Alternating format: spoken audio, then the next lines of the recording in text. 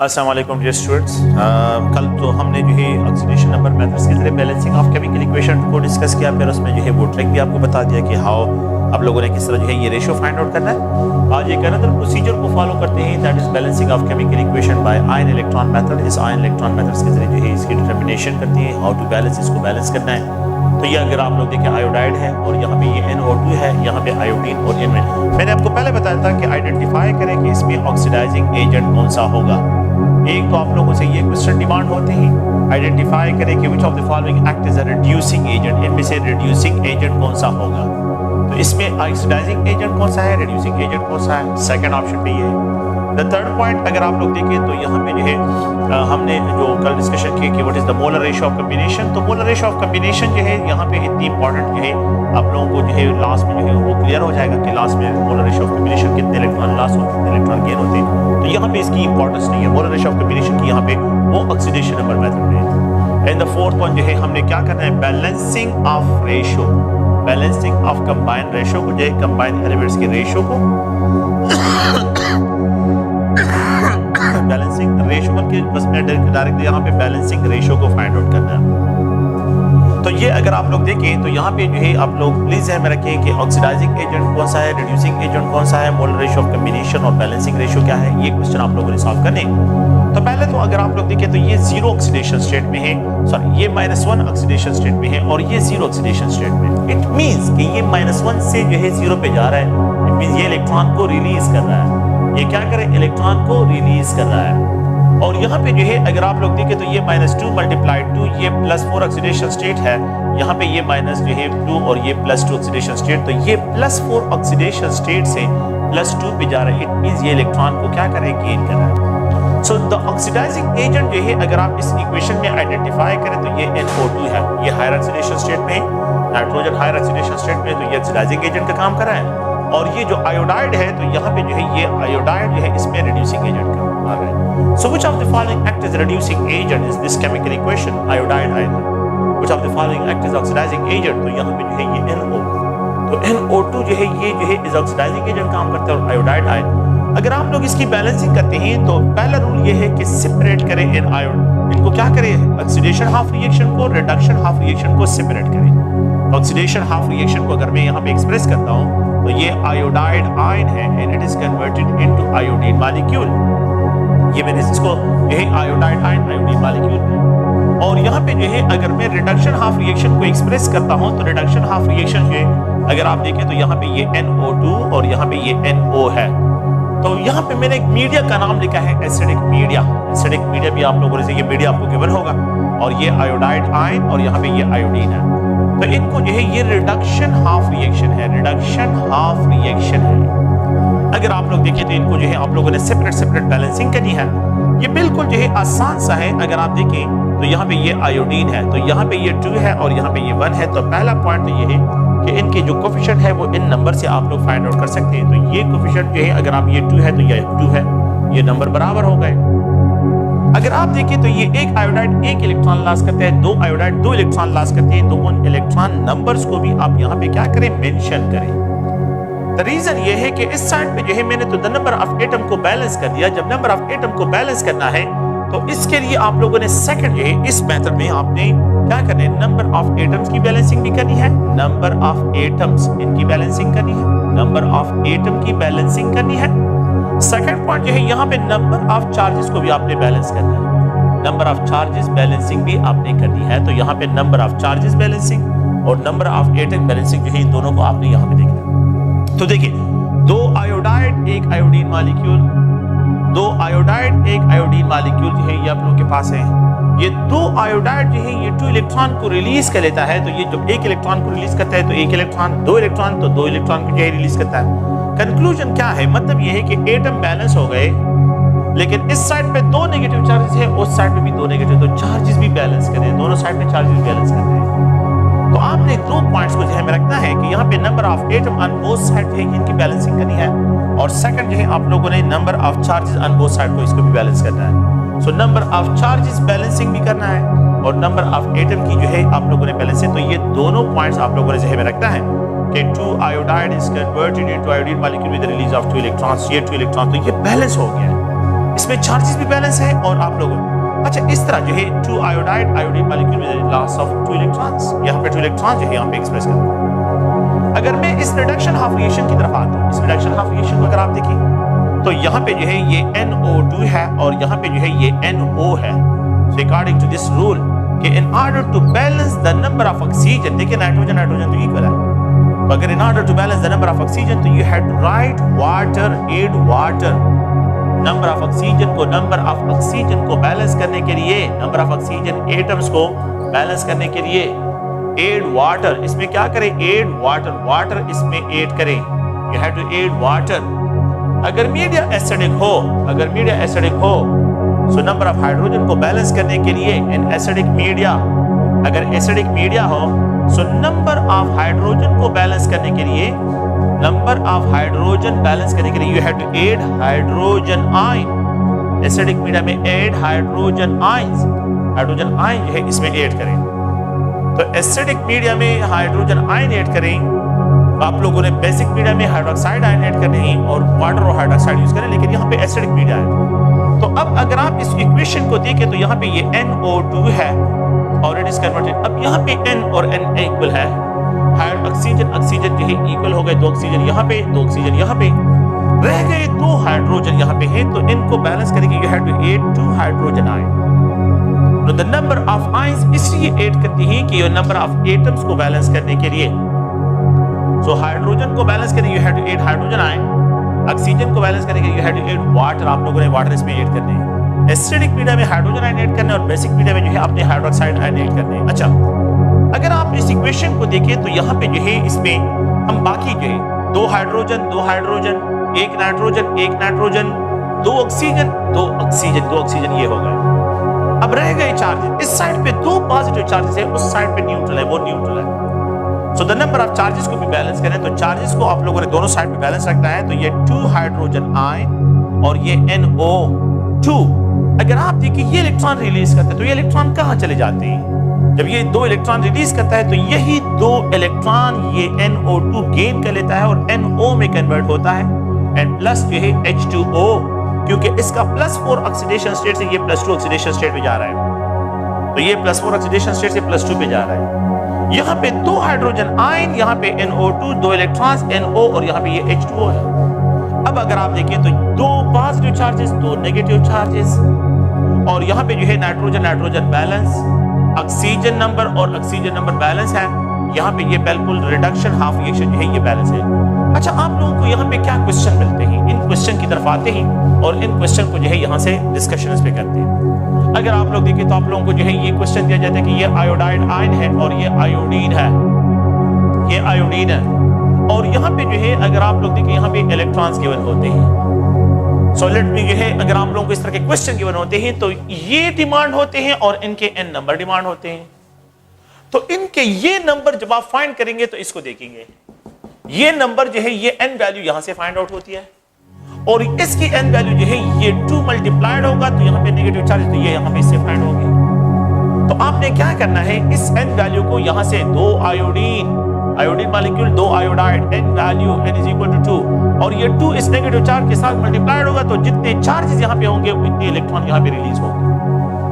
तो आपने ये वैल्यू यहां से फाइंड आउट करनी है। सेकंड पॉइंट क्या है, सेकंड पॉइंट जो है अगर आप इस रिएक्शन को देखें तो यहां पे हाइड्रोजन आयन, यहां पे NO2, यहां पे अगर आप लोग देखें इस इक्वेशन को जो है यहां पे NO और मैं इसको H2O से एक्सप्रेस करता हूं। तो आप लोगों को हाइड्रोजन आयन की जो डिमांड होती है वो आपने यहां से पूरे करने हैं कि how many hydrogen ion are required to balance, इसको बैलेंस करने के लिए हाउ मेनी हाइड्रोजन आयन जो है रिक्वायर्ड होंगे। तो वाटर अगर यहाँ पे 2 है तो N2 लिखे, अगर यहाँ पे 2 मल्टीप्लाइड है तो 4 हाइड्रोजन आयन लिखे, अगर यहाँ पे 5 मल्टीप्लाइड है तो 10 हाइड्रोजन आयन आपने लिखते हैं। तो ये नंबर जो हाइड्रोजन आयन होते हैं इनको यहाँ से फाइंड आउट करते हैं, इसके नंबर से जो इसको फाइंड आउट करते हैं। तो आप लोग गौर से देखें, जब आप लोग क्या करते हैं नंबर ऑफ चार्जेस को भी बैलेंस करते हैं, नंबर ऑफ एटम को भी बैलेंस कर लेते हैं, तो ये 2 आयोडाइड आयन, ये iodine molecule with the release of 2 electrons, ये ऑक्सीडेशन हाफ रिएक्शन है, ये रिडक्शन हाफ रिएक्शन है कि जिसमें 2 हाइड्रोजन आयन और प्लस जो है यहाँ पे NO2 एंड इट इज जो है यहाँ पे ये 2 इलेक्ट्रॉन्स रिलीज कर लेता है, NO and plus H2O produce होता है।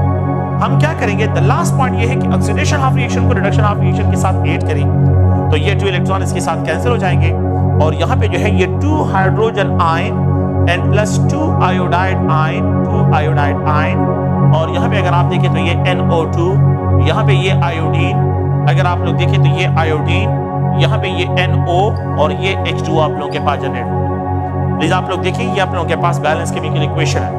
इस बैलेंस केमिकल इक्वेशन को अगर आप देखें कि ये किस तरह जो है मुकम्मल, इसमें जो है चार्जेस भी बैलेंस है, इसमें नंबर ऑफ एटम भी बैलेंस है। अगर आप इसको देखें तो यहाँ पे जो है ये 2 हाइड्रोजन आयन है, मैं इस तरह एक्सप्रेशन करता हूँ 2 hydrogen ion and 2 iodide ion, इस केमिकल इक्वेशन की एक्सप्रेशन जो है, और यहाँ पे ये NO2, ये आयोडीन है, यहाँ पे NO और ये H2O है। इस इक्वेशन को अगर आप लोग देखें, अगर आप इस इक्वेशन को देखें तो 2 हाइड्रोजन बिल्कुल बैलेंस है, 2 आयोडाइड, एक आयोडीन मॉलिक्यूल बिल्कुल बैलेंस नंबर है, एक आयोडीन मॉलिक्यूल 2 आयोडाइड बिल्कुल बैलेंस है। यहाँ पे जो है एक नाइट्रोजन और एक नाइट्रोजन बैलेंस है, 2 ऑक्सीजन तो 2 ऑक्सीजन ये भी बैलेंस है। अच्छा, 2 पॉजिटिव चार्जेस और 2 नेगेटिव चार्जेस ये भी बैलेंस है। तो इस केमिकल इक्वेशन में अगर आप चार्जेस को देखें तो चार्जेस भी बैलेंस है और इसमें नंबर ऑफ एटम जो है ये क्या है, ये बैलेंस है।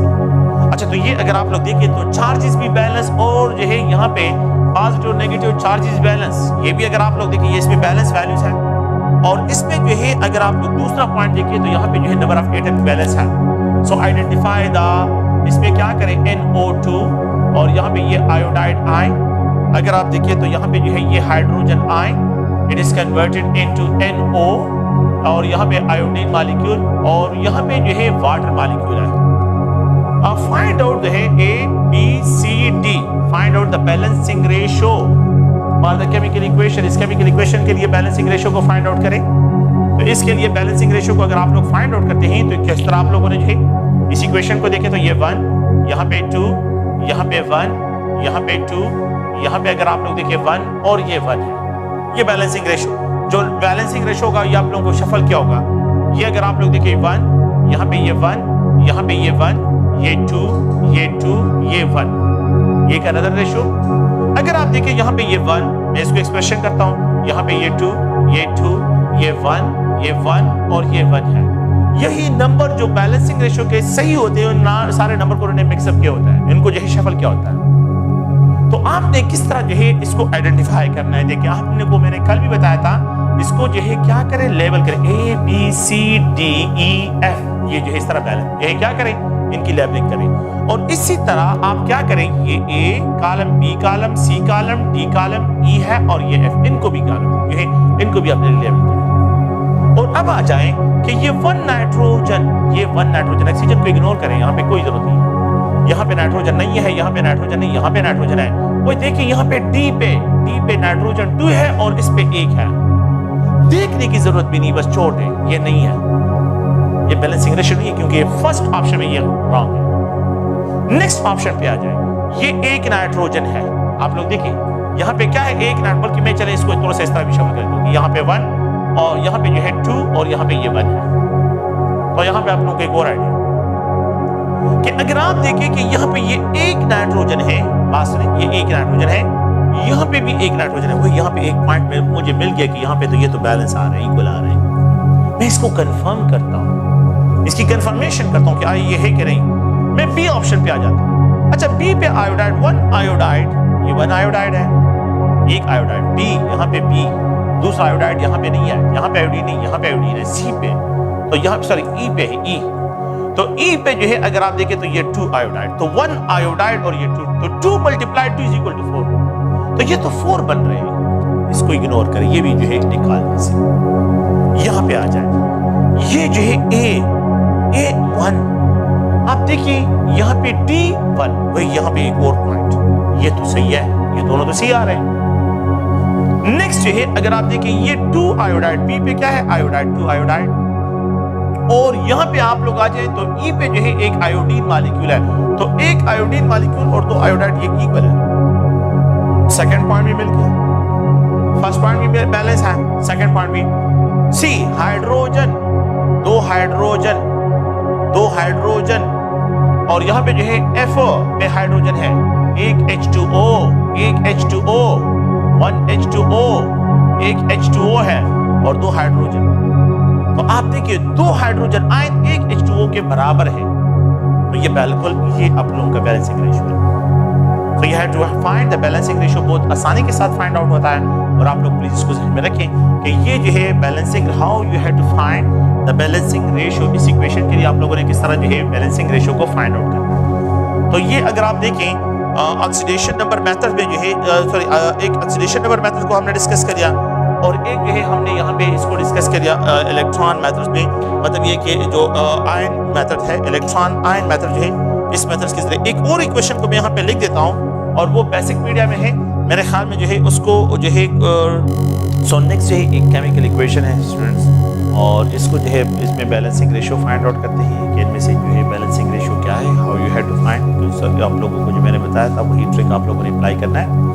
इसमें जो है अगर आप देखें तो ये +6 ऑक्सीडेशन स्टेट है, सॉरी +3 ऑक्सीडेशन स्टेट है, ये जो है यहाँ पे +6 ऑक्सीडेशन स्टेट, ये जो है -1 ऑक्सीडेशन स्टेट, और ये -2 ऑक्सीडेशन स्टेट। तो इसमें ऑक्सीडाइजिंग एजेंट और रिड्यूसिंग एजेंट आइडेंटिफाई करना है। तो ये +3 से +6 पे जा रहे हैं, तो ये इलेक्ट्रॉन रिलीज कर रहे हैं, खुद ऑक्सीडाइज हो रहे हैं, तो इसको रिड्यूस कर रहा है, तो it is described as a reducing agent. और ये जो है -1 से -2 पे जा रहा है, तो ये जो है खुद तो रिड्यूस हो रहा है, लेकिन इससे इलेक्ट्रॉन निकल रहा है, तो it act as oxidizing agent. तो ये ऑक्सीडाइजिंग एजेंट है और ये रिड्यूसिंग एजेंट है। अच्छा, find out the balancing ratio, इसमें बैलेंसिंग रेशियो फाइंड आउट करें। और जो है बैलेंसिंग रेशियो को मैंने आपको बताया कि आप क्या करें, इसकी जो है A B C, इस तरह A, ये B, ये C, ये D, ये E, इस तरह जो है इनकी क्या करें, एब्रीविएशन करें। इसी तरह ये नंबर जो है A B C D और ये E, इसकी भी आप लोग क्या करें, एब्रीविएशन करें, ये इस तरह एब्रीविएट करें। आप क्या करें, देखिए ये 2 क्रोमियम A, क्रोमियम यहाँ पे नहीं है, यहाँ पे भी क्रोमियम नहीं, यहाँ पे D, तो A और D के नंबर सेम होने चाहिए, लेकिन यहाँ पे 2 है, यहाँ पे ये 4 है, ये इक्वल नहीं है। जब ये नंबर और ये नंबर इक्वल नहीं है तो बस इस एब्रीविएशन, इस रेशियो को देखने की जरूरत ही नहीं है, इसको एक स्किप करें। फिर उसके बाद क्या करें, नेक्स्ट ऑप्शन पे जाए। ये जो है A, देखिए ये A 2 क्रोमियम, यहाँ पे जो है फिर D पे 2 क्रोमियम, वही यहाँ पे एक पॉइंट मिल गया, ये तो इक्वल आ रही है। तो नेक्स्ट ऑप्शन को देखता हूँ कि कंफर्म करता हूँ कि ये सिर्फ ये 2 पॉइंट्स तो इक्वल हैं, लेकिन नेक्स्ट ऑप्शन की तरफ आते हैं। देखिए अगर आप देखें यहाँ पे हाइड्रोजन, ये क्या है, हाइड्रोजन, तो ये एक ही जो हाइड्रोजन है 2 3 are 6, तो यहाँ पे A में 6 हाइड्रोजन है, 6 हाइड्रोजन। अच्छा B, ये 8 × 2 प्लस B, 8 × 2 16 हाइड्रोजन और हो गए। C अगर आप देखें तो 3 हाइड्रोजन, यहाँ पे ये 3 इसके साथ मल्टीप्लाइड होगा, तो यहाँ पे जो है 3 हाइड्रोजन और हो गए। टोटल जो अगर आप देखें इसको तो 16 और ये 25 हाइड्रोजन रिएक्टेंट के साइड पे होगा, प्रोडक्ट के साइड पे आ जाएंगे। यहाँ पे हाइड्रोजन नहीं है, यहाँ पे हाइड्रोजन है 4 × 2 तो E, तो ये अगर आप देखें तो ये 8 हाइड्रोजन, तो ये तो बैलेंस नहीं है, एक साइड पे रिएक्टेंट के साइड पे 25 है और यहाँ पे 8 हाइड्रोजन है, तो ये तो बैलेंस नहीं है। तो सेकंड ऑप्शन जो है इसको भी आप इग्नोर करें, नेक्स्ट ऑप्शन पे आ जाइए। ये A 2 क्रोमियम, यहाँ पे जो है D 2 क्रोमियम, बिल्कुल ठीक है, ये ऑप्शन सही है। नेक्स्ट ऑप्शन की तरफ आता हूँ कि यहाँ पे अगर आप लोग देखें ये A + B + C hydrogen, A 2 3 are 6 hydrogen, 3 2 are 6 hydrogen, B पे भी 6 हाइड्रोजन है। 2 या सॉरी यहाँ पे ये 4, तो यहाँ पे जो है ये 3 और यहाँ पे ये 4 हाइड्रोजन, तो टोटल नंबर जो है 16 हाइड्रोजन बनते हैं, 16 हाइड्रोजन इस साइड। और यहाँ पे आ जाए तो इसमें तो हाइड्रोजन नहीं है, E पे 8 × 2, तो E पे जो है ये 16 हाइड्रोजन, सो 16 हाइड्रोजन इस साइड पे, 16 हाइड्रोजन इस साइड पे, दोनों साइड पे the number of hydrogen equal, तो दोनों पे the number of hydrogen equal है, तो the balancing ratio is C, ये find out, there is no need to further confirm. The balancing ratio क्या है, ये करना हम लोग के पास इसके पास, तो ये बैलेंसिंग रेशियो, तो ये है टू फाइंड बैलेंसिंग रेशियो, तो बैलेंसिंग रेशियो को इस तरह फाइंड, तो ये है जो है इसकी कंफर्मेशन है। तो chromium trihydroxide H2O2 hydroxide chromate और यहाँ पे जो है H2O। अगर आप लोग देखें तो ये आप लोगों के पास क्या है, ये बैलेंसिंग रेशियो। अच्छा, आप लोगों ने बुक में क्या करना है, अगर आप लोग प्रीवियस पेपर उठा के देखें तो बुक में जो है तो पेज नंबर 329 पे, पेज नंबर 329 पे जितने भी जो है केमिकल इक्वेशन है 30 पे और 29 पे, ये आप लोगों ने इसमें ऑक्सीडाइजिंग एजेंट को पहचाना है, सिर्फ ऑक्सीडाइजिंग एजेंट रिड्यूसिंग एजेंट को पहचाने और कुछ ना करें। उसमें सिर्फ ये प्रैक्टिस करें कि which of the following is oxidizing agent, which of the following is a reducing agent, इसमें reducing agent कौन सा है और oxidizing agent कौन सा है, सिर्फ ये पहचाने की कोशिश करें। सिर्फ जो है ये आप पेज नंबर 329 पे एंड पेज नंबर 330 पे सिर्फ ये प्रैक्टिस करें, और फिर आप प्रीवियस जितने भी जो है ईटा के पेपर है उसमें जो है देखिए तो सारे पेपर में यही क्वेश्चन, इसी पेज से क्वेश्चन। ऑक्सीडाइजिंग एजेंट कौन सा है, रिड्यूसिंग एजेंट कौन सा है, which of the following oxidizing agent, which of the following act as a reducing agent। तो सिर्फ ये पेज पे जो है आप पेज नंबर 329 पे जो है इसको रीड करें और इसको जो है आइडेंटिफाई करें, ठीक है। नेक्स्ट जो है हम क्या करते हैं, यहाँ पे इलेक्ट्रोड्स की तरफ आते हैं कि इलेक्ट्रोड्स क्या है। Electrodes are the metallic strips होते हैं, ये मेटल से बने होते हैं, मेटालिक स्ट्रिप्स हैं which are responsible to conduct current, are responsible to conduct current, जो कि करंट कंडक्ट करते मेटालिक स्ट्रिप्स होते हैं, मेटल से बने होते हैं, जिसके जरिए करंट बैटरी इलेक्ट्रोलाइटिक सॉल्यूशन में एंटर होता है और जिसके जरिए करंट जो है इलेक्ट्रोलाइटिक सॉल्यूशन से बाहर आता है। तो ये आप लोगों के पास एक इलेक्ट्रोलाइटिक सॉल्यूशन है और इसमें ये मेटालिक स्ट्रिप्स क्या है, ये हैंग है, ये मेटालिक स्ट्रिप है। It is connected with the positive terminal of the battery. It is described as an anode. It is connected with the negative terminal of the battery. It is described as a cathode. ये cathode है और ये anode है। Anode is positive charge. यहाँ पे cathode is a negative charge. तो जो terminal की जो है नेगेटिव प्लेट्स ये पॉजिटिव प्लेट के साथ करेंगे। तो anode और ये cathode है। यहाँ से करंट जो है इस सॉल्यूशन में, यहाँ से बैटरी से करंट इस इलेक्ट्रोलाइटिक सॉल्यूशन में थ्रू दिस इलेक्ट्रोड क्या होते हैं, ये एंटर होता है, यहाँ से एंटर होता है इलेक्ट्रोलाइटिक सेल्स में। तो इलेक्ट्रोलाइटिक सेल्स में इन मेटालिक स्ट्रिप के जरिए जो करंट होता है, ये जो है current from the battery into the electrolytic cell enter होता है। तो इलेक्ट्रोलाइटिक सेल में करंट जो है ये एंटर होता है, करंट एंटर, ठीक है, through these metallic strips, in metallic strip के जरिए एंटर होता है। अगर ये वोल्टेज सेल हो तो फिर इन इलेक्ट्रोड के जरिए जो है करंट बाहर आता है। तो इलेक्ट्रोड मेटालिक स्ट्रिप्स है जिनके जरिए जो है current into the electrolyte enter होता है या जिनसे जो है इनके जरिए जो है इलेक्ट्रोलाइट से करंट बाहर आता है। तो इलेक्ट्रोलाइटिक स्ट्रिप्स है ये। लेट्स सपोज इस पे जो है अगर आपके पास क्या हो, यहाँ पे जो है सोडियम आयन प्रेजेंट हो, chloride ion, molten sodium chloride present हो। तो जब मैं बैटरी ऑन कर लेता हूँ तो ये पॉजिटिव टर्मिनल, ये नेगेटिव टर्मिनल, तो ये जितने क्लोराइड आयंस होते हैं ये सब के सब जो है इस बैटरी के जो है इलेक्ट्रोड पे जो है आ जाते हैं और अक्यूमुलेट हो जाते हैं, और जितने जो है सोडियम आयंस होते हैं ये सब के सब जो है यहाँ पे आ जाते हैं और अक्यूमुलेट, यहाँ पे अक्यूमुलेट हो जाते हैं नेगेटिव प्लेट में। ये बैटरी इनसे इलेक्ट्रॉन पंप आउट करता है, तो एनोड पे ऑक्सीडेशन होती है, 2 क्लोराइड आयन ऑक्सीडाइज होते हैं क्लोरीन गैस में with release of electron release करते ऑक्सीडेशन है।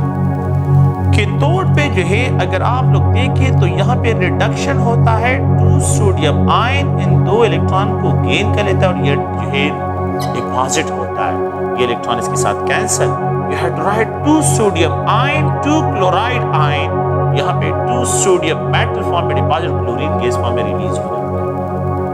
The decomposition of a compound in the presence of current is known as electrolysis। और जिन सेल में ये प्रोसेस होता है इनको इलेक्ट्रोलाइटिक सेल्स कहते हैं। जिन सेल में कंपाउंड्स की decomposition in the presence of current होता है उन सेल्स को हम इलेक्ट्रोलाइटिक सेल्स कहते हैं। इसी को हम इस आइडिया को कनेक्ट करते हैं फैराडे लॉ ऑफ इलेक्ट्रोलाइसिस के साथ। According to the Faraday law of electrolysis, Faraday law of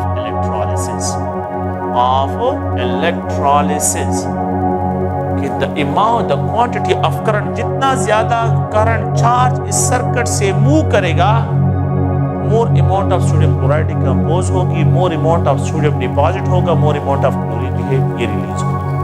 So according to this law कि the charge is, यहाँ पे जो है the weight, ये जो weight है, weight of the sodium deposit होगा या क्लोरीन लिबरेट होगा।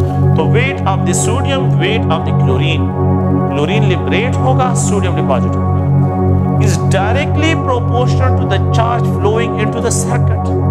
जितना ज्यादा चार्ज इस सर्किट से पास होगा, सोडियम क्लोराइड की ज्यादा अमाउंट डिकम्पोज होगी, more amount of the sodium deposit होगा, मोर अमाउंट ऑफ क्लोरीन जो है रिलीज होगा। ये this is according to the Faraday law of electrolysis. W is equal to Z into Q, where Z is called electrochemical equivalent weight, electrochemical equivalent weight, equivalent weight इसको कहते हैं, where Z is called electrochemical। It is mean कि if circuit में a single coulomb charge move करता है तो जितना wait deposit होगा वो उस एलिमेंट का इलेक्ट्रोकेमिकल इक्विवेलेंट वेट होगा। सो सर्किट में अ सिंगल कूलम चार्ज अगर Q की वैल्यू 1 हो जाए तो जितना वेट और ये Z दोनों इक्वल हो जाए तो जितना वेट डिपॉजिट होगा ये उस एलिमेंट का इलेक्ट्रोकेमिकल इक्विवेलेंट वेट होगा। तो Z value is always describe it a single coulomb charge. क्या मतलब है इसका मतलब अगर आप लोग देखें तो इसका मतलब है कि एक कूलम चार्ज, लेट्स सपोज ये सोडियम आयन है, ये एक इलेक्ट्रॉन गेन करता है तो सोडियम एटम डिपॉजिट होता है। अगर सर्किट में एक इलेक्ट्रॉन मूव करता है तो एक सोडियम एटम डिपॉजिट होगा। अगर सर्किट में 1 मोल ऑफ इलेक्ट्रॉन मूव करे तो 1 मोल ऑफ सोडियम जो है वो डिपॉजिट होगा। 1 मोल ऑफ इलेक्ट्रॉन, एक इलेक्ट्रॉन पे जो चार्ज है 1.6 × 10⁻⁻19 कूलम चार्ज है। एवोगाड्रो नंबर ऑफ इलेक्ट्रॉन 1 मोल के बराबर है तो उसपे कितना चार्ज होगा, इसको क्रॉस कर you will get 96500 coulomb charge. It is also called 1 farad charge, इसको 1 फैराड भी कहते हैं। 1 मोल of electron means 96500 coulomb charge. अगर सर्किट में मूव करता है तो 23 ग्राम ऑफ सोडियम डिपॉजिट होगा। सर्किट में इतने कूलम चार्ज मूव करते हैं तो 1 मोल 23 ग्राम के बराबर है। अगर सर्किट में 1 कूलम चार्ज मूव करे, 96500 1 कूलम चार्ज मूव करे तो how many grams will deposit? 23 gram divided by 96500. It is also equal to 23 gram divided by 1 farad. ये 1 farad के भी बराबर है। No, it is called the Z value of sodium. कि circuit में a single coulomb charge जब move करता है तो जो वेट डिपॉजिट होगा वही उस एलिमेंट का इलेक्ट्रोकेमिकल इक्विवेलेंट वेट होगा। तो सोडियम का इलेक्ट्रोकेमिकल इक्विवेलेंट वेट जो है अगर आप लोग देखें तो ये 23 gram molar mass divide by 1F। Magnesium metal को अगर आप लोग देखें ये मैग्नीशियम है, ये 2 इलेक्ट्रॉन गेन करता है, मैग्नीशियम डिपॉजिट होता है। अगर सर्किट में 2 मोल ऑफ इलेक्ट्रॉन मूव करे तो 1 मोल ऑफ मैग्नीशियम डिपॉजिट होगा। अगर सर्किट में 2 मोल into 96500 कूलम चार्ज मूव करता है तो 24 ग्राम ऑफ मैग्नीशियम डिपॉजिट होगा। अगर सर्किट में a single coulomb charge move करे तो आप लोग के पास कितने अमाउंट है मैग्नीशियम का डिपॉजिट होगा? तो it is called Z value of magnesium is equal to 24 gram divide by 2F। ये 1F है, ये F है तो यहाँ पे 2F है divide. The Z value of magnesium is 24 gram divided by 12. The Z value, तो मैं यहाँ पे conclusion के Z value of an element is equal to electrochemical equivalent weight of an element is equal to molar mass of that element. Molar mass of that element, उस element का क्या molar mass है? Divide by N और यहाँ पे जो है आप लोग देखें F, यहाँ पे लिख सकते हैं F या जो है 96500। N क्या है? The number of electron loss or gain, उसको एक्सप्रेस करता है। अगर एक एलिमेंट एक इलेक्ट्रॉन लॉस करते तो 1F होगा, इनकी वैल्यू 1 होगी। अगर एक एलिमेंट 2 इलेक्ट्रॉन गेन करता है तो उसके लिए 2F होगा। अगर एक एलिमेंट एक इलेक्ट्रॉन गेन करते तो 1F होगा। अगर एक इलेक्ट्रॉन लॉस करते तो 1F होगा। अगर एक एलिमेंट 3 इलेक्ट्रॉन गेन करता है, लेट्स सपोज अगर मैं एल्यूमिनियम को लिखूं तो एल्यूमिनियम जो है 3 इलेक्ट्रॉन को गेन करता है। तो आसान सी बात ये कि the Z value of aluminium will be equal to 27 gram, इसका मोलर मास है, डिवाइड बाय कितने इलेक्ट्रॉन गेन करते हैं, चार्जेस है ये 3 और ये F। So 27 gram divide by 3 इसका इलेक्ट्रोकेमिकल इक्विवेलेंट वेट। अगर आप लोग देखें क्लोरीन गैस के लिए, मैं यहाँ पे जो क्लोराइड है, 2 chloride ion, 1 chlorine molecule, 1-2 electron release, अब यहाँ पे इलेक्ट्रॉन लास्ट है। अगर सर्किट में 2 मोल ऑफ इलेक्ट्रॉन मूव करते हैं तो 1 mole of chlorine gas liberate होगा। 2 मोल का मतलब है 2FO 96500 कूलम, और यहाँ पे ये 71 ग्राम है। तो can we write the electrochemical equivalent weight of the electrochemical equivalent weight of chlorine will be equal to 71 gram divided by 2FO, 71 gram divide bye 2FO। तो ये 71 ग्राम ऑफ द क्लोरीन जो है यहाँ पे अगर आप देखें डिवाइड बाय 2F सर्किट में जो है, so the electrochemical equivalent wait क्या है कि एक एलिमेंट जो है अगर आप जितना जो है करंट जो है the weight deposited with a single coulomb charge move into a circuit. Circuit में जो है we know that the rate of flow of current, the rate of flow of charge is called current, इसको current कहते हैं। The rate of flow of charge is described as current, इसको current कहते हैं, ये current होता है कि यहाँ पे rate of flow can be write कि Q is equal to I और ये T है। Now the W equation can be also written as ZIT। ये I जो है करंट है और ये T जो है टाइम है। अगर आप लोग देखिए करंट की वैल्यू 1 एम्पियर हो जाए और टाइम जो है ये 1 सेकंड हो जाए तो जितना वेट डिपॉजिट होगा वो भी इसका एलिमेंट का इलेक्ट्रोकेमिकल इक्विवेलेंट वेट डिस्क्राइब। अगर आप टाइम और करंट वाइज डिस्क्राइब करते हैं तो ये है, और अगर आप चार्ज वाइज डिस्क्राइब करते हैं तो ये है। सो आप लोगों ने प्लीज ध्यान में रखना है कि सिंगल एम्पियर करंट सर्किट में मूव करे 1 सेकंड के लिए तो जितना वेट डिपॉजिट होगा वो उस एलिमेंट का इलेक्ट्रोकेमिकल इक्विवेलेंट वेट होगा, जो उसका लेकिन इलेक्ट्रोकेमिकल इक्विवेलेंट वेट को आसान फार्मूला ये है। आप लोग गौर से देखें, weight is directly proportional to I। अगर मैं इलेक्ट्रोलाइटिक सॉल्यूशन से जितना ज्यादा करंट पास करता हूं इतनी ज्यादा अमाउंट डिपॉजिट होगी, जितना ज्यादा टाइम के लिए मैं करंट पास करता हूं इतनी ज्यादा अमाउंट डिपॉजिट होगी। करंट ज्यादा वेट ज्यादा डिपॉजिट होगा, टाइम ज्यादा जो है ज्यादा टाइम के लिए करंट पास करता हूं, 2 आवर के लिए रख देता हूं एक जगह पे 4 आवर के लिए, तो 4 आवर में ज्यादा डिकम्पोजिशन होगा, मोर सोडियम बनेगा, मोर क्लोरीन गैस लिबरेट होगा।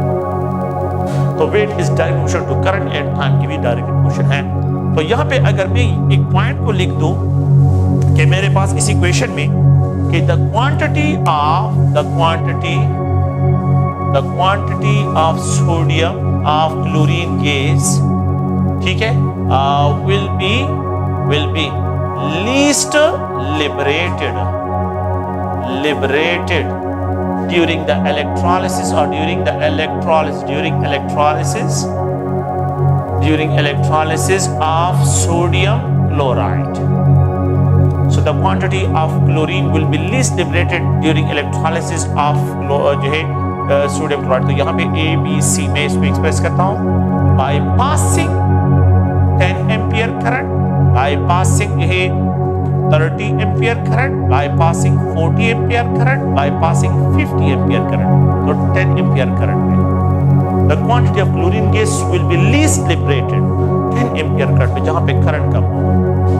The quantity of the chlorine gas will be least liberated होगा। यहाँ पे जो है अगर मैं इसकी इलेक्ट्रोलिसिस करता हूं फॉर 100 मिनट्स के लिए, 100 जो है 10 आवर्स के लिए, यहाँ पे 10 आवर्स, यहाँ पे 10 डेज की बात कर रहा हूं, या मैं मतलब ये कि मैं करंट पास करूं कंटिन्यूस, तो जितना ज्यादा करंट जो है जितना ज्यादा टाइम गुजरेगा इतनी ज्यादा अमाउंट जो है डिपॉजिट, इतनी ज्यादा अमाउंट लिबरेट। तो टाइम को देखिए, आवर्स में देखिए, मिनट्स में देखिए, डेज में देखिए, वो क्या लिख रहे हैं। इन द लास्ट पॉइंट जो है ये A है, ये B है, ये C है और ये D है। तो अगर हम यहाँ पे डिस्क्राइब करते हैं कि अगर मैं इस तरह एक्सप्रेशन करता हूँ कि if we have the quantity of chlorine gas will be least liberated during the electrolysis of sodium chloride की जो है, तो यहाँ पे मैं लिख देता हूँ कि 100 कूलम चार्ज सर्किट पास होते हैं, 1000 कूलम चार्ज सर्किट से पास होते हैं, 10,000 कूलम चार्ज जो है सर्किट से पास होते हैं। यहाँ पे जो है अगर आप लोग देखें 10,000 कूलम सर्किट और यहाँ पे मैं 500 कूलम 5,000 कूलम, तो जहाँ पे आप लोगों के पास क्या होगा, जहाँ पे जो है लीस्ट चार्जेस होंगे वहाँ पे सबसे लीस्ट अमाउंट जो है लिबरेट होगी, वहाँ पे सबसे लीस्ट अमाउंट लिबरेट होगी क्लोरीन गैस के लिए। तो ये अगर आप लोग देखें, ये जनरल जो है क्या है, फैराडे लॉ ऑफ इलेक्ट्रोलिसिस के लिए पहला पॉइंट है कि यहाँ पे करंट को, टाइम को और चार्जेस को मैंने जो है इन सब पे जो है यहाँ पे इसकी एक्सप्रेशन की है।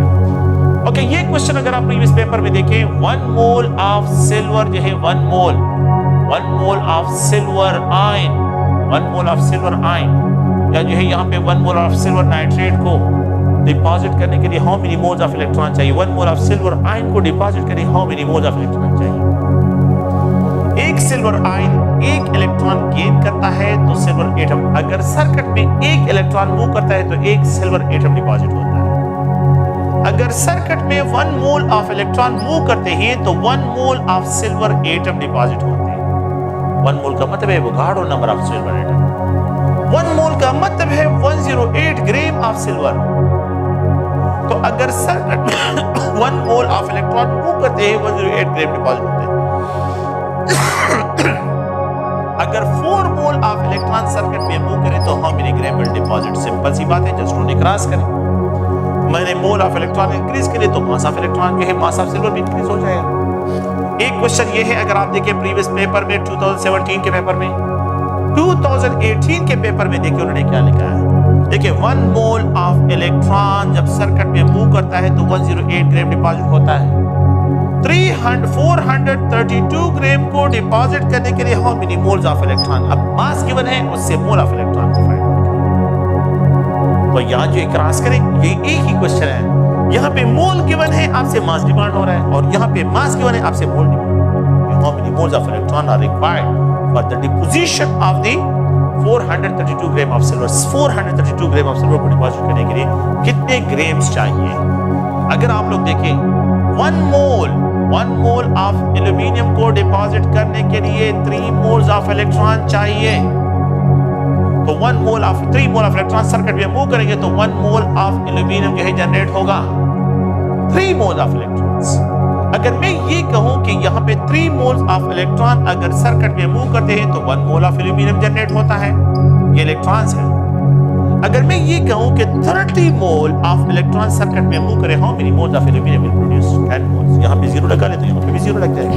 सिंपल सा क्वेश्चन है। 3 मोल्स ऑफ इलेक्ट्रॉन्स अगर सर्किट में मूव करते हैं तो 1 mole of aluminium, 3 moles of electron अगर सर्किट में मूव करते हैं तो 27 ग्राम ऑफ एल्यूमिनियम। तो 9 ग्राम ऑफ एल्यूमिनियम को डिपॉजिट करने के लिए how many moles of electron चाहिए? 3 टाइम लेसर, 3 टाइम लेसर।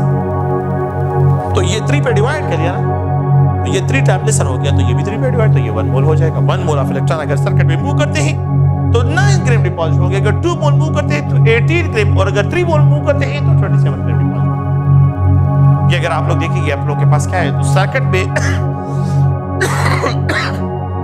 अगर इलेक्ट्रॉन मूव करते हैं तो आप लोग के पास ये सिचुएशन उनकी बन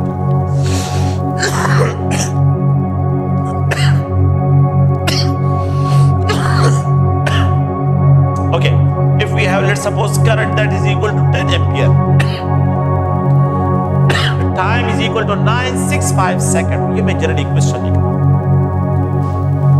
तो टाइम जो है 965 जो है, तो यहाँ पे कैलकुलेट the weight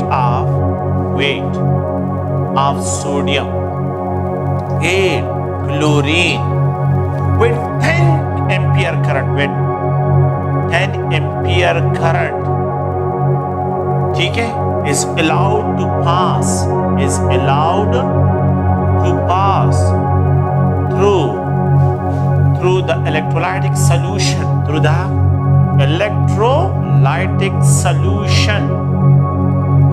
for यहाँ पे जो है 965 सेकंड के लिए।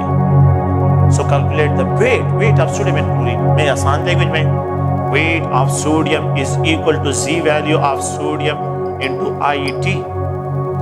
weight of chlorine is equal to, जहाँ पे Z value of chlorine into IET। यहाँ पे आप देखें 23 ग्राम डिवाइड बाय 1, यहाँ पे हमने मेरे 96500 अभी लिखा है, इसकी Z वैल्यू को मैंने अभी लिखा है आप लोग। ये करंट 10 एम्पियर है और टाइम 965 सेकंड के लिए। ये इसके साथ कैंसिल हो जाएगा, ये इसके साथ कैंसिल हो जाएगा, 10 विल गेट 2.3 ग्राम डिपॉजिट हो जाएगा सोडियम, 2.3 ग्राम। यहाँ पे अगर आप देखें तो यहाँ पे 71 ग्राम डिवाइड बाय 2 into 96500 जो है ये आप लोगों के पास का क्या है, ये इसका C वैल्यू है क्लोरीन का, मैंने यहाँ पे अभी आप लोगों के लिए लिखा है। द नेक्स्ट जो है अगर आप देखिए तो 10 एम्पियर करंट है विद 965 सेकंड के लिए, ये इसके साथ कैंसिल हो जाएगा, ये इसके साथ कैंसिल हो जाएगा, 10 रह जाएगा, 71 divide by 20 that is equal to 3.5 gram chlorine gas liberate. तो how many grams of chlorine will be liberated, that is 3.5. how many grams of sodium will be liberated जो है डिपॉजिट होगी, that is 2.3। इसका मतलब क्या हुआ कि मेरे पास जो है 2.3 ग्राम जो है सोडियम जो है ये 2.3 ग्राम डिपॉजिट हो रहा है, क्लोरीन 3.5 ग्राम लिबरेट हो रहा है। तो कंक्लूजन ये हुआ टोटल वेट कितना हो गया, अगर आप देखें तो ये 5.8 ग्राम बनता है। ये किस चीज से बनना है, सोडियम क्लोराइड। जब डिकम्पोज होता है तो सोडियम क्लोरीन में, तो ये सोडियम जो है ये 2.3 ग्राम और क्लोरीन जो है ये 3.5 ग्राम। इसका मतलब ये है कि 5.8 ग्राम सोडियम क्लोराइड डिकम्पोज, तो 5.8 ग्राम डिकम्पोज होगा तो 2.3 gram of the sodium and 3.5 gram of the chlorine जो है ये लिबरेट करेगा। 3.5 ग्राम है ये क्लोरीन लिबरेट करेगा, 2.3 ग्राम है। अगर आप लोग देखिए इसको आप लोगों ने इस तरह कैलकुलेट करना है। तो ये मैंने दोनों के वैल्यूज को यहाँ पे एक्सप्रेशन की है। अगर आप लोग और देखिए, अगर आपको वेट गिवन हो, वेट की वैल्यू गिवन हो, जी वैल्यू आप लोगों को गिवन हो किसी भी एलिमेंट की, और यहाँ पे जो है टाइम गिवन हो, you can easily find the current कि कितने करंट जो है इसके लिए रिक्वायर्ड होगा in order to deposit the specific amount. तो एलिमेंट का जो है आप लोगों के पास क्या है, यहाँ पे इस एलिमेंट का जी वैल्यू, ये जी वैल्यू है उस एलिमेंट का, मल्टीप्लाइड ये टाइम है, और ये करंट को फाइंड आउट करना है। ओके, और अगर आप लोगों ने W डिवाइड बाय Z, ये इक्विवेलेंट वेट इलेक्ट्रोकेमिकल, यहाँ पे ये current is equal to time, तो इतना करंट आप देखिए इतने वेट को डिपॉजिट करने के लिए जो है कितना टाइम रिक्वायर्ड होगा। तो टाइम को फाइंड करने के लिए ये रिलेशन यूज करें, करंट को फाइंड आउट करने के लिए ये रिलेशन फाइंड आउट करें, और वेट को डिपॉजिट करने के लिए कि वेट की अमाउंट को फाइंड आउट करने के लिए आप लोगों ने जो है इनका प्रोडक्ट यूज करना है। तो Z electrochemical equivalent wait, I current है, और ये जो है आप लोगों के पास टाइम को एक्सप्रेस करता है। तो फैराडे लॉ ऑफ इलेक्ट्रोलिसिस, ये जो है फर्स्ट लॉ ऑफ इलेक्ट्रोलिसिस जो है इसको यहाँ पे स्टार्ट। नेक्स्ट जो है हम डिस्कशन करते हैं second law of Faraday. Second law of Faraday, second law में हम क्या डिस्कशन करते हैं, सेकंड लॉ ये है फैराडे का कि यहाँ पे जो है अगर आप देखिए कि इलेक्ट्रोलाइटिक सोल्यूशन है और इसमें 2 इलेक्ट्रोड्स हैंग हैं, 2 इलेक्ट्रोड्स हैंग, यहाँ पे एक दूसरा इलेक्ट्रोलाइटिक सोल्यूशन है और इसमें भी 2 इलेक्ट्रोड्स क्या है, ये हैंग है इस इलेक्ट्रोलाइटिक सोल्यूशन। यहाँ पे जो है आपने इसको पैरेलल में कनेक्ट करना है, पैरेलल में, सॉरी सीरीज में इसको कनेक्ट करना है। So they are connected in series, series में इसको कनेक्ट करते हैं, और सीरीज में जब इसको कनेक्ट करते हैं तो जितना करंट यहाँ पे, the same amount of current यहाँ पे आप लोगों के पास। तो मैं यहाँ पे जनरल लिख रहा हूँ कि 10 एम्पियर करंट और 10 एम्पियर करंट यहाँ पे आप लोग ध्यान में रखिए, और ये जो है टाइम जो है 965 सेकंड, बिल्कुल वही टाइम मैं ले रहा हूँ। यहाँ पे जो है 10 एम्पियर करंट यहाँ से भी पास करें और 965 सेकंड, तो प्लीज आप इसको सीरीज में आप लोगों ने कनेक्ट करना है। यहाँ पे सोडियम है और सोडियम रिड्यूस होगा तो weight of the sodium deposit होगा। यहाँ पे मैग्नीशियम है तो मैग्नीशियम रिड्यूस होगा तो वेट ऑफ मैग्नीशियम डिपॉजिट होगा। According to second Faraday law, according to second Faraday law, जो सेकंड फैराडे लॉ हम यहाँ पे डिस्क्राइब करते हैं वो ये कहता है कि यहाँ पे जितना वेट ऑफ मैग्नीशियम डिपॉजिट होगा, वेट ऑफ मैग्नीशियम जितना डिपॉजिट होगा और इस चैम्बर में जितना wait of the sodium deposit होगा, इन दोनों का रेशो, इनके वेट का रेशो और इनके इक्विवेलेंट वेट का रेशो जो है ये सेम होना चाहिए। इनके इक्विवेलेंट वेट का रेशो और इनके वेट का रेशो जो है ये दोनों सेम होने चाहिए। This is according to the second Faraday law. Second Faraday law ये, अकॉर्डिंग टू दिस लॉ कि weight is directly proportional to equivalent weight. जिस एलिमेंट का इक्विवेलेंट वेट ज्यादा होगा उसकी वेट ज्यादा डिपॉजिट होगी, जिस एलिमेंट की इक्विवेलेंट वेट कम होगी तो उसका वेट कम से कम डिपॉजिट होगा। अकॉर्डिंग टू दिस लॉ कि weight is directly proportional to equivalent weight, weight is directly proportional to Q, weight is directly proportional to I, weight is directly proportional to time. ये सब के जो है डायरेक्टली इक्विवेलेंट वेट किसे कहते हैं? देखिए, एक है इलेक्ट्रोकेमिकल इक्विवेलेंट वेट। किसी भी एलिमेंट का जो इलेक्ट्रोकेमिकल इक्विवेलेंट वेट इसको जी से एक्सप्रेस करते हैं, और ये molar mass of A compound, molar mass of A compound divide by NF से इसको एक्सप्रेस करते हैं। लेकिन जो equivalent weight of an element है, एक एलिमेंट का इक्विवेलेंट वेट E से एक्सप्रेस करते हैं, and it is described as a molar mass of compound divided by just only N। F को रिमूव करें तो ये N होगा। तो molar mass of compound divided by N is known as equivalent weight, and molar mass of a compound divided by NF is known as electrochemical equivalent weight। तो अगर आप लोग देखें यहाँ पे जो है मैं इसको इस तरह एक्सप्रेस करता हूँ कि सोडियम मेटल है तो सोडियम आयन, इसका electrochemical Z value, electrochemical equivalent weight 23 gram divide by जो है 96500 इसके बराबर है। और मैंने यहाँ पे जो है एक इलेक्ट्रॉन इसके साथ तो एक इलेक्ट्रॉन ये गेन करता है।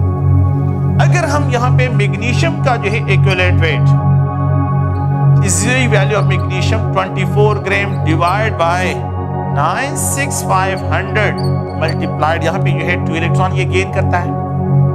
ये एल्यूमिनियम +3, यहाँ पे एल्यूमिनियम 27 ग्राम डिवाइड बाय 96500, ठीक है। यहाँ पे जो है अगर आप देखें तो ये 3 है, तो ये जो चार्ज नंबर है इलेक्ट्रॉन कितने गेन कर रहा है, तो ये इसका है कि इलेक्ट्रोकेमिकल इक्विवेलेंट। लेकिन अगर मैं इसका equivalent weight of the sodium लिखूं तो 23 gram molar mass 23 gram divide by just only 1, सिर्फ ये 1 होगा, F नहीं होगा। Equivalent weight of magnesium is equal to, यहाँ पे 24 gram divide by just only 2। Equivalent weight of aluminium is equal to 27 gram just divide by 3, तो 3 पे जो है इसके जो चार्ज है उस पे जो है डिवाइड कर, तो इसका इक्विवेलेंट वेट और मोलर मास दोनों सेम है सोडियम का। लेकिन equivalent weight of magnesium is half of its molar mass, ये 12 ग्राम के बराबर है, ये 2 हाफ है। And it is equal to equivalent weight of aluminium is जो है अगर आप देखें 9 ग्राम है, 3 टाइम लेसर है from the molar mass of the aluminium. Molar mass of aluminium से क्या है, ये 3 टाइम लेसर है।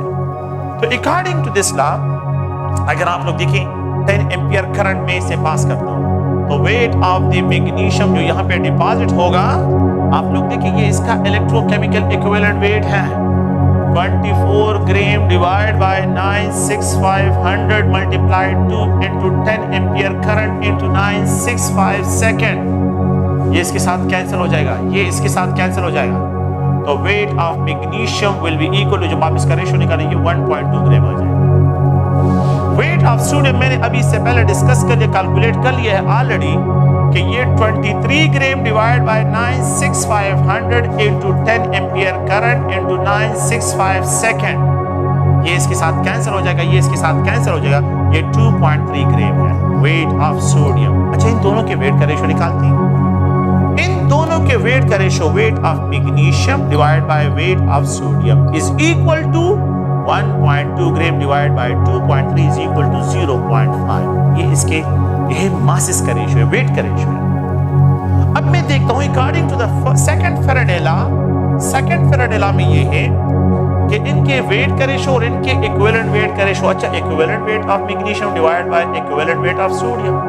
देखिए equivalent weight of the magnesium is 12 gram है, equivalent weight of the sodium is 23। इन दोनों का रेशियो निकालें, यू विल आल्सो गेट 0.5 यहाँ पे भी आएगा, तो 0.5 यहाँ पे और 0.5 यहाँ पे ये इक्वल आ रहा है। So according to the second Faraday law के द वेट जो है डिफरेंट इलेक्ट्रोलाइटिक सीरीज में, जब डिफरेंट इलेक्ट्रोलाइट्स है जब आप इसको सीरीज में कनेक्ट करते हैं तो यहाँ पे जो वेट डिपॉजिट होगा इनके वेट का रेशियो और इनके इक्विवेलेंट वेट का रेशियो क्या होगा, इट विल रिमेन सेम, ये remain same. This is second Faraday law, ये second Faraday law. Second Faraday law में अगर आप लोग देखें यहाँ पे इसको जो है अगर आप लोग थोड़ा सा वर्स देखिए तो यहाँ पे W is direct proportion to E, W is direct proportion to I, W is direct proportion to T। मैं इन सारे प्रोपोर्शनल डिजाइन को जो है रिमूव कर लेता हूँ तो W is direct proportion to E, I और यहाँ पे ये T है। W is equal to EIT divided by NF, where N is the number of electron loss or gain और F is Faraday constant। ये constant है, provisionally decided constant। ये जो है इसका mathematical form है। The mathematical form of the second law of the combined law of combined second law और first law के जो combined form है, ये उसका mathematical form है। Where E express करते हैं equivalent weight, I current को और time जो है यहाँ पे expression करते हैं। जिस element का equivalent weight ज्यादा होगा, element having greater equivalent weight, जिसका इक्विवेलेंट वेट ज्यादा है, सोडियम का equivalent weight greater than the equivalent weight of the magnesium, magnesium का greater than the equivalent weight of aluminium. इसका 23 ग्राम है, इसका 12 ग्राम है और इसका 9 ग्राम है। Equivalent weight of the sodium is greater than the magnesium greater than the aluminium. तो जिस एलिमेंट का इक्विवेलेंट वेट ज्यादा होगा उसकी क्वांटिटी ज्यादा डिपॉजिट होगी, और जिस एलिमेंट का इक्विवेलेंट वेट कम होगा उसकी क्वांटिटी सीरीज में अगर आप इसको कनेक्ट करते हैं तो उसकी अमाउंट कम डिपॉजिट होगी। तो जब मैंने सीरीज में कनेक्ट किया है तो इसकी 2.3 ग्राम डिपॉजिट होगा, और जब मैंने सीरीज में कनेक्ट किया तो मैग्नीशियम का इक्विवेलेंट वेट कम है तो उसकी 1.2 ग्राम डिपॉजिट होगा। तो जिसका इक्विवेलेंट वेट ज्यादा उसकी अमाउंट ज्यादा, जिसकी इक्विवेलेंट वेट कम होगा उसकी अमाउंट कम। ओके, तो ये जो है सेकंड फैराडे लॉ है, और इंशाल्लाह जो है नेक्स्ट जो है इलेक्ट्रोड पोटेंशियल की तरफ आते हैं। ओके, थैंक यू, शुक्रिया।